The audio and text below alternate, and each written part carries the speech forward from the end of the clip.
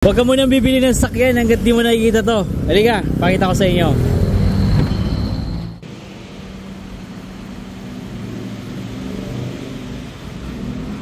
Eto guys, bibigyan ko kayo ng mga key points or tuturuan ko kayo kung paano kumilates ng sariwang sasakyan.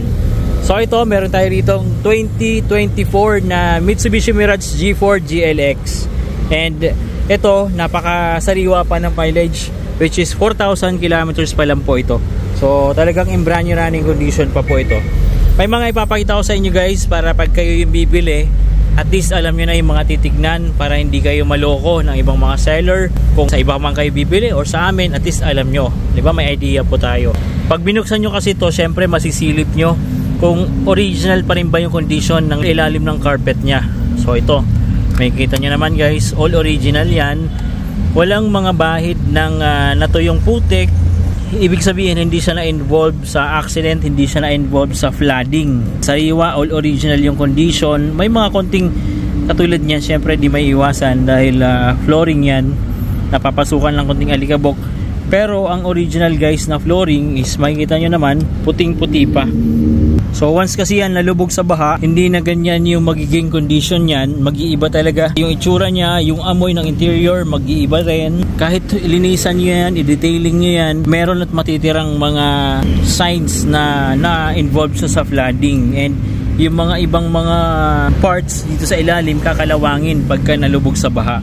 Dito guys, sa seatbelt, pag ito po nalubog sa baha, naninilaw, kahit hugasan nyo po yan, ay nagkakaroon ng mga stains. Kung napansin nyo guys, yung pawis nyo sa damit na natutuyo, magkakaroon na parang yellowish or signs ng mga putik. So ito, malinis yung seatbelt.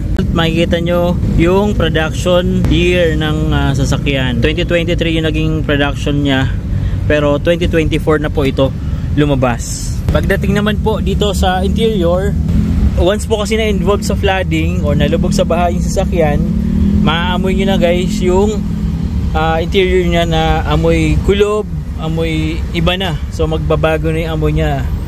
Hindi na amoy fresh. Magkakaroon po ng alimuom, amoy alimuom. And kahit sa ilalim guys ng dashboard, kakalawangin din yung mga metal components niya. Pero ito, fresh na fresh pa rin po. And dito naman sa engine guys, kung na-involve sa accident, magkakaroon ng mga lukot yan. So ito all original pa rin naman. Lahat ng mga gilid, original pa rin. Yung mga lock, original. Yung mga bolt, original pa rin. Andyan pa rin yung mga markings, kung makikita nyo guys.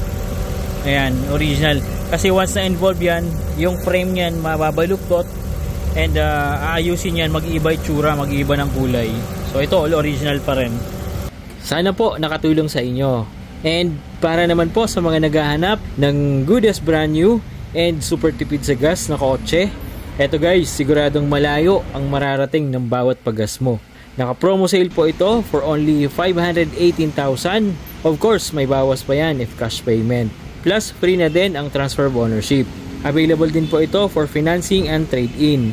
Mag-message lang po kayo guys sa FB page natin at tutulungan po namin kayo.